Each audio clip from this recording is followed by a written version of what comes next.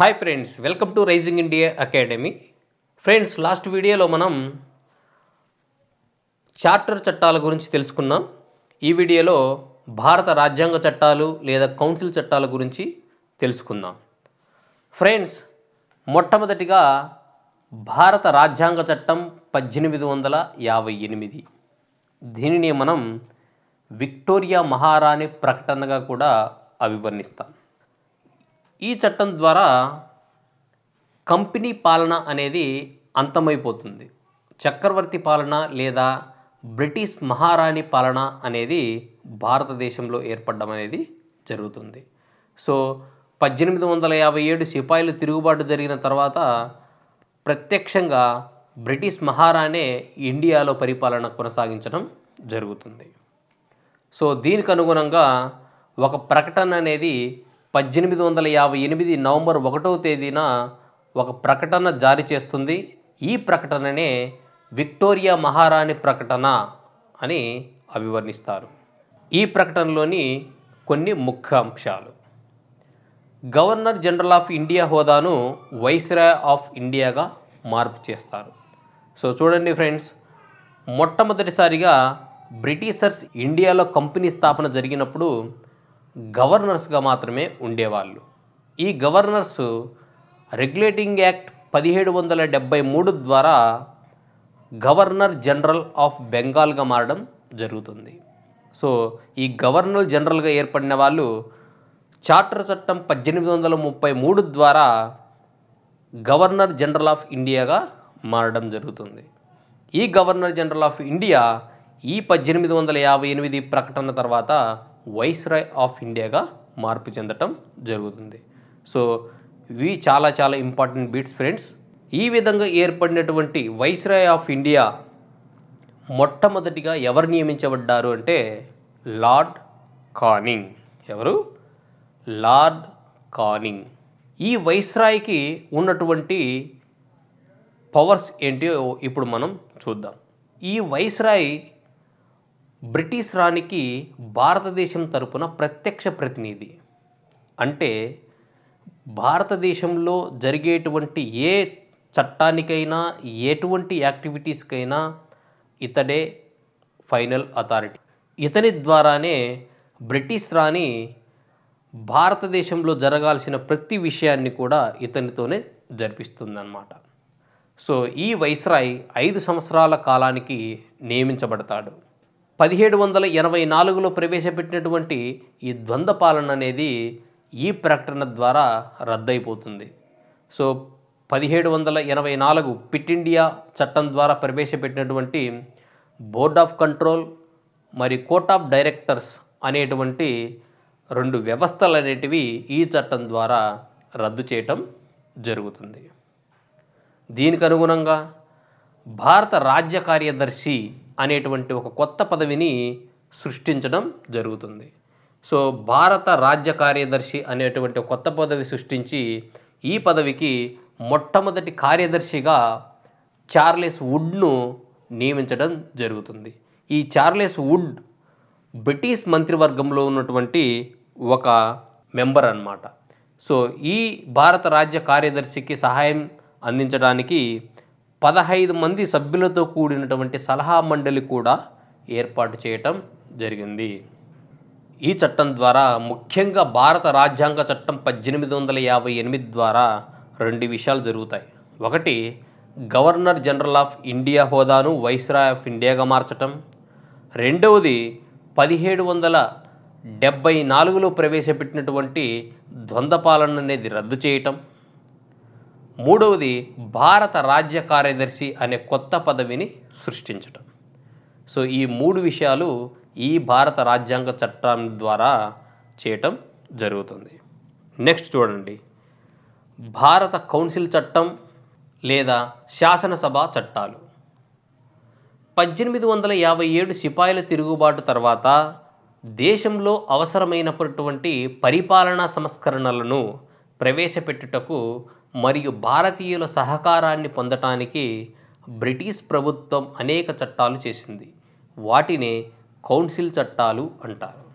అంటే సిపాయిల తిరుగుబాటు తర్వాత వచ్చినటువంటి చట్టాలు ఏవైతే ఉన్నాయో వాటిని కౌన్సిల్ చట్టాలు అంటారు. ఈ కౌన్సిల్ చట్టాలను చేసింది ఎవరు అంటే బ్రిటిష్ మహారాణి, అంటే బ్రిటిష్ ప్రభుత్వం చేసినటువంటి చట్టాలు. దీనిలో మొదటిగా భారత కౌన్సిల్ చట్టం 1861. భారతదేశంలో శాసన నిర్మాణ ప్రక్రియలో మొదటిసారి భారతీయులకు ప్రాతినిధ్యం ఇచ్చారు. ఈ చట్టం ద్వారా ఏం జరుగుతుందంటే భారతదేశంలో వచ్చినటువంటి శాసన నిర్మాణాలు ఏవైతే ఉన్నాయో ఈ శాసన నిర్మాణ ప్రక్రియలో భారతీయులకు కూడా ప్రాతినిధ్యం అనేది కల్పించడం జరిగింది. దీనికోసం వైస్రాయ్ ఏం చేస్తాడంటే కొంతమంది భారతీయులను అనధికార సభ్యులుగా నామినేట్ చేస్తాడు. తన కౌన్సిల్లో అనధికార సభ్యులు అంటే ఓన్లీ ఏదైతే శాసనం ఏర్పాటు చేశారో, ఏదైతే బిల్ ప్రవేశపెట్టారో ఆ బిల్లు డిస్కస్ మాత్రమే చేయొచ్చే అధికారం, వీళ్ళకు ఓటు వేసేటువంటి అధికారం ఉండదు. వాళ్ళని అనధికార సభ్యులు అంటారు. ఈ అనధికార సభ్యులుగా కొంతమందిని తీసుకోవడం జరిగింది. సో వాళ్ళు ఎవరు అంటే ఒకళ్ళు బెనారస్ రాజు, ఒకళ్ళు రెండవ ఆయన పటియాలా మహారాజు, 3 శ్రీ దినకరరావు.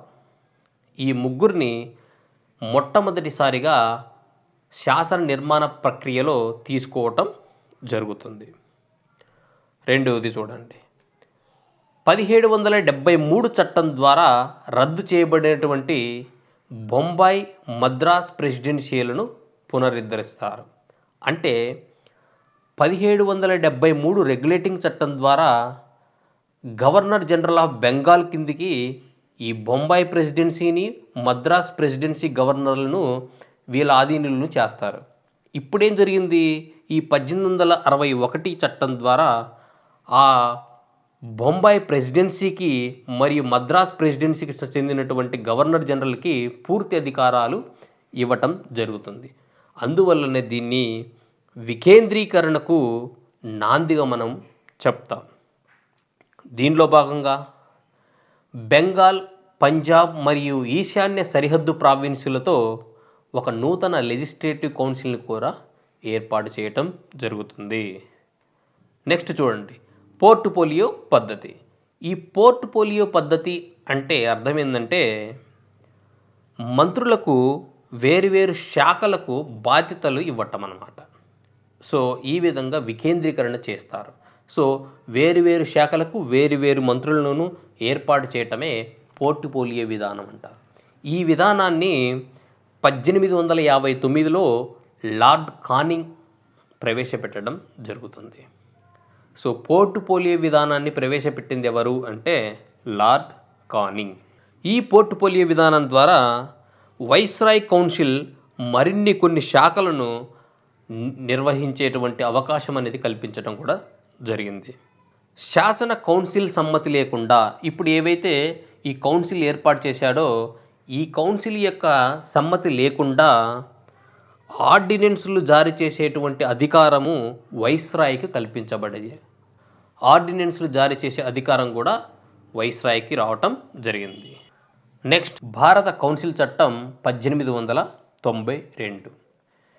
1861 కౌన్సిల్ చట్టంలోని లోపాలను సవరించడానికి చేసినటువంటి చట్టమే ఈ భారత కౌన్సిల్ చట్టం. సో ఇక్కడ ఏం జరుగుతుందంటే ఈ చట్టం ఏర్పడే నాటికి 1885లో భారత జాతీయ కాంగ్రెస్ అనేది ఏర్పడడం జరుగుతుంది. 1885లో భారత జాతీయ కాంగ్రెస్ ఏర్పడుతుంది. అలాగనే భారతీయులు విద్యావంతులు అవటం కూడా జరుగుతుంది. సో చాలామంది విద్యావంతులైనటువంటి భారతీయులు ఏం చేస్తారంటే బ్రిటిష్ పాలనా లోపాలను ఎత్తి చూపడం కూడా జరుగుతుంది. సో ఆ విధంగా వచ్చినటువంటి చట్టమే ఈ భారత కౌన్సిల్ చట్టం 1892. సో దీనిలో ఉన్నటువంటి ముఖ్యాంశాలు చూద్దాం. సో కేంద్ర శాసనసభలో అనధికార సభ్యులను 10 మందికి తక్కువ కాకుండా 16 మందికి మించకుండా ఉండేటట్లు, అదేవిధంగా రాష్ట్ర శాసనసభలో 8 మందికి తక్కువ కాకుండా 20 మందికి మించకుండా ఉండేటట్లు నియంత్రించటం జరిగింది. సో చూడండి మార్పులు ఏ విధంగా చేశారు. సో అనధికార సభ్యులు అంటే ఇంతకుముందే మీకు చెప్పాం.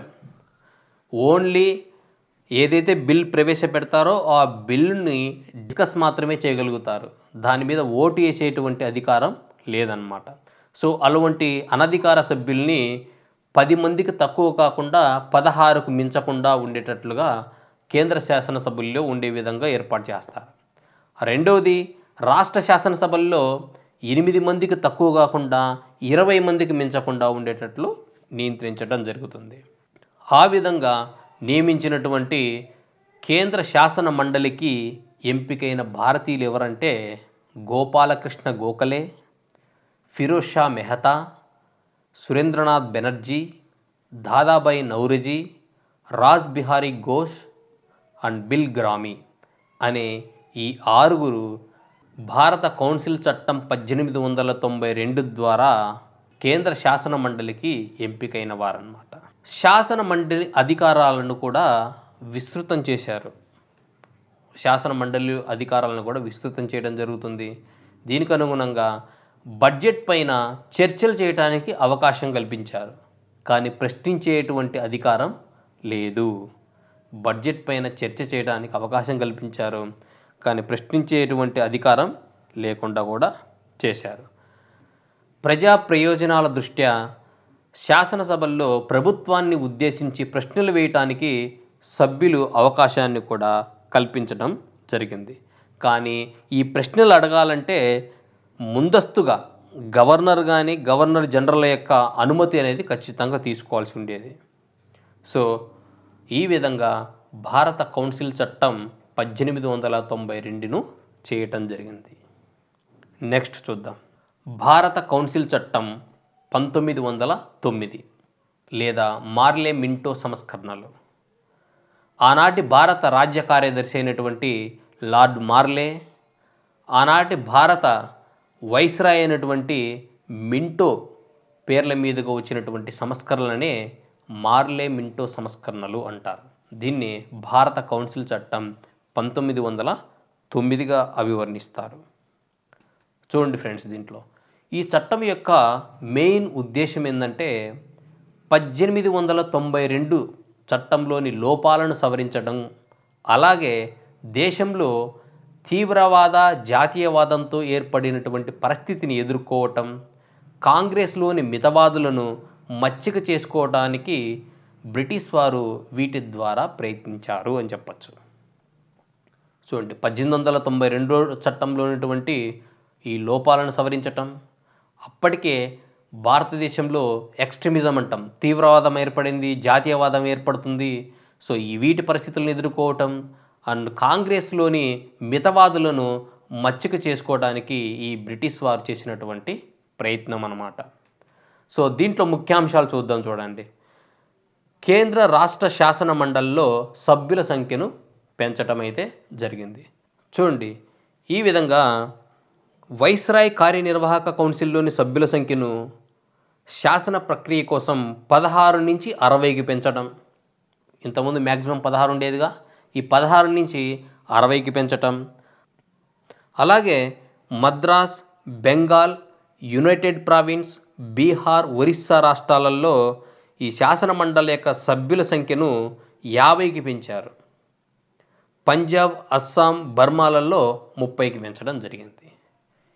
ఇది వైస్రాయ్ కార్యనిర్వాహక కౌన్సిల్లో జరిగినటువంటి మార్పులు. నెక్స్ట్, గవర్నర్ జనరల్ శాసన మండలి, దట్ ఈస్ రాష్ట్ర శాసన మండలిలో జరిగినటువంటి మార్పులు చూడండి.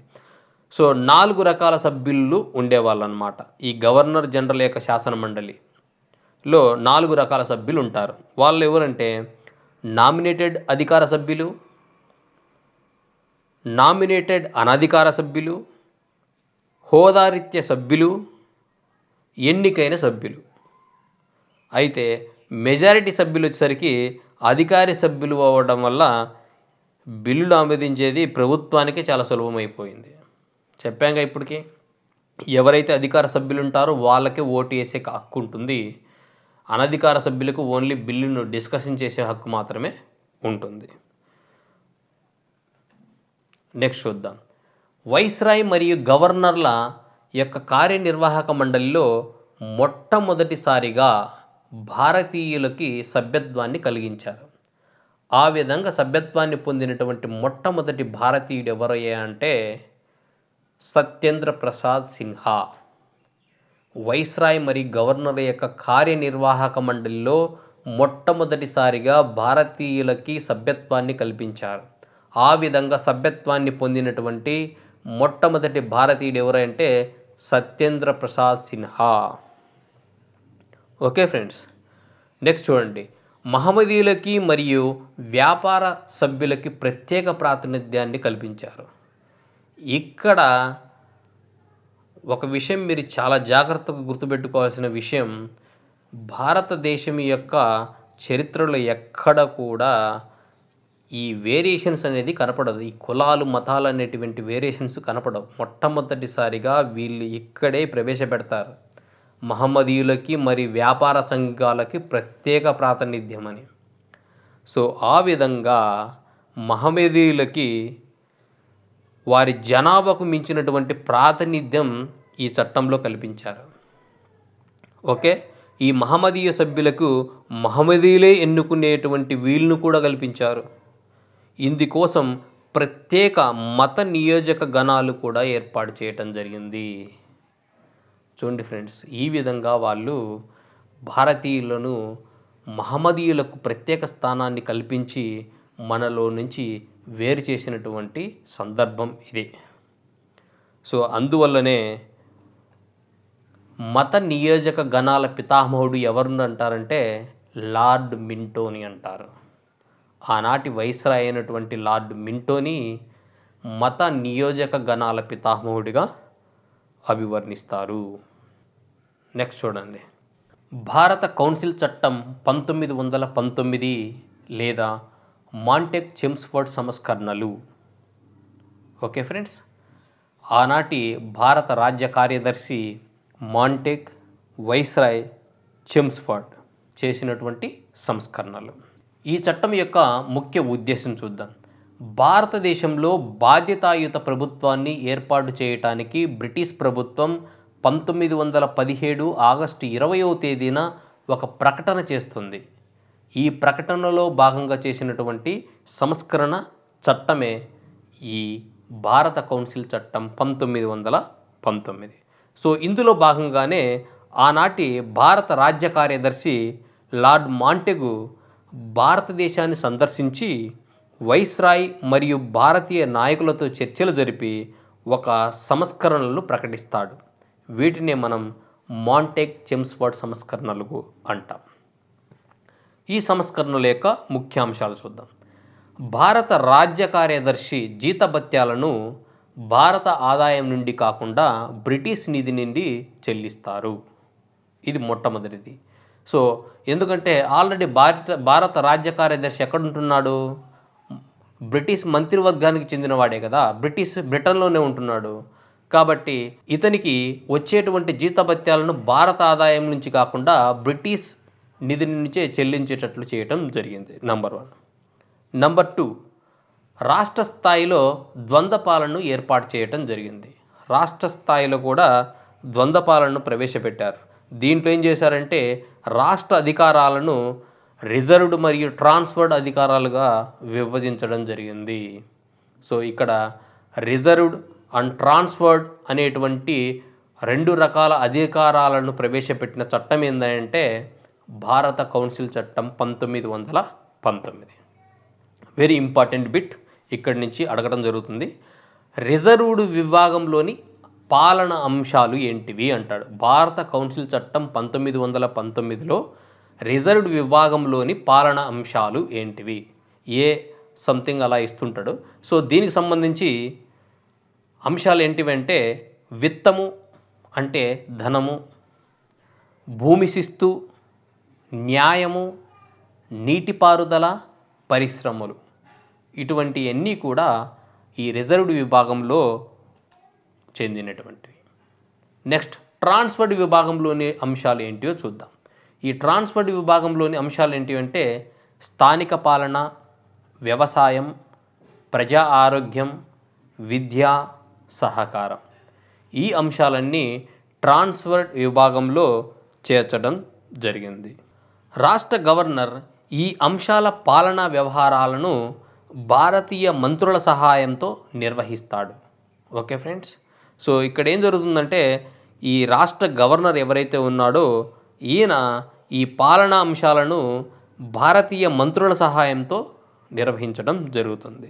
చూడండి నెక్స్ట్, భారతదేశంలో మొట్టమొదటిసారిగా కేంద్ర స్థాయిలో ద్విసభా పద్ధతిని ప్రవేశపెట్టడం జరుగుతుంది. ఎగువ సభను ఏమంటారంటే రాష్ట్రాల మండలిగా, దిగువ సభను సెంట్రల్ లెజిస్లేటివ్ అసెంబ్లీగా వ్యవహరించడం జరిగింది. సో ఈ ద్విసభా పద్ధతిలో రాష్ట్రాల మండలి అదే కౌన్సిల్ ఆఫ్ స్టేట్స్, దీంట్లో 60 మంది సభ్యులు ఉండేవాళ్ళు. రెండవది సెంట్రల్ లెజిస్లేటివ్ అసెంబ్లీ, ఈ సెంట్రల్ లెజిస్లేటివ్ అసెంబ్లీలో 145 మంది సభ్యులు ఉండేవారు. సో వీళ్ళల్లో కూడా ఎన్నికైన వాళ్ళు, నియమించబడిన వాళ్ళని 2 రకాలుగా విభజించడం జరిగింది. ఈ చట్టం ద్వారానే కొంతమందికి మత ప్రాతినిధ్యం కూడా కల్పించడం జరిగింది. సిక్కులకి, క్రిస్టియన్స్కి, ఆంగ్లో ఇండియన్స్కి, ఐరోపా వారికి వీళ్ళకు కూడా మత ప్రాతినిధ్యం అనేది కల్పించడం జరిగింది. ఆల్రెడీ వ్యాపారవేత్తలకి మరియు ముస్లిమ్స్కి మత ప్రాతినిధ్యం కల్పించారు. ఈ చట్టంలో మళ్ళా కొంతమంది అడిషనల్గా సిక్కులకు, క్రిస్టియన్స్కి, ఆంగ్లో ఇండియన్స్కి మరి ఐరోపా వారికి మత ప్రాతినిధ్యం అనేది కల్పించడం జరిగింది. ఈ చట్టం ద్వారానే భారత హై కమిషనర్ని ఏర్పాటు చేయటం కూడా జరిగింది. సో భారత హై కమిషనర్ అనేటువంటి ఒక పదవిని కూడా సృష్టించి భారత వ్యవహారాలను చూసుకోవడానికి ఇతన్ని నియమించడం జరిగింది. దీని ద్వారానే కేంద్ర బడ్జెట్, రాష్ట్ర బడ్జెట్ 2 బడ్జెట్లను కూడా వేరు చేయడం జరిగింది. భారతదేశానికి విడిగా ఒక పబ్లిక్ సర్వీస్ కమిషన్ ఏర్పాటు చేయటం, ఒక ఆడిటర్ జనరల్ని ఏర్పాటు చేయటం కూడా ఈ చట్టం ద్వారానే జరుగుతుంది. కేంద్ర రాష్ట్రాల మధ్య మరియు అంతర్రాష్ట్రాల మధ్య ఉత్పన్నమయ్యే వివాదాలను పరిష్కరించే అధికారం ఎవరికి ఉంది అంటే భారత వైస్రాయ్కు మాత్రమే ఉండేది. కేంద్ర రాష్ట్రాల మధ్య వచ్చినటువంటి ఎన్ని డిస్ప్యూట్స్ కానీ, లేదు రాష్ట్రాల మధ్య వచ్చినటువంటి డిస్ప్యూట్స్ని కానీ ఈ వివాదాలను పరిష్కరించేటువంటి అధికారం ఎవరికి ఉంది అంటే భారత వైస్రాయ్కు ఉంది. సో ఈ భారత రాజ్యాంగ చట్టం 1919 ద్వారా ఈ విధాలైనటువంటి అంశాలన్నీ చోటు చేసుకోవడం జరిగింది. ఈ చట్టం అమలు తీరును సమీక్షించడానికి 10 సంవత్సరాల తర్వాత ఒక చట్టబద్ధమైనటువంటి కమిషన్ని ఏర్పాటు చేస్తామని హామీ ఇవ్వటం జరిగింది. Next, Simon commission 1927. భారత ప్రభుత్వ చట్టం 1919లో ప్రవేశపెట్టినటువంటి రాజ్యాంగ సంస్కరణలను సమీక్షించడానికి ఈ కమిషన్ అయితే ఏర్పాటు చేయటం జరిగింది. సో అప్పుడు హామీ ఇచ్చారు కదా, భారత రాజ్యాంగ చట్టం 1919లో 10 సంవత్సరాల తర్వాత మేము ఈ యొక్క అమలు తీరుని మేము సమీక్షిస్తామని వాళ్ళు మనకు హామీ ఇవ్వటం జరిగింది. ఈ హామీని సమీక్షించడానికి చేసినటువంటి చట్టమే సైమన్ కమిషన్ 1927.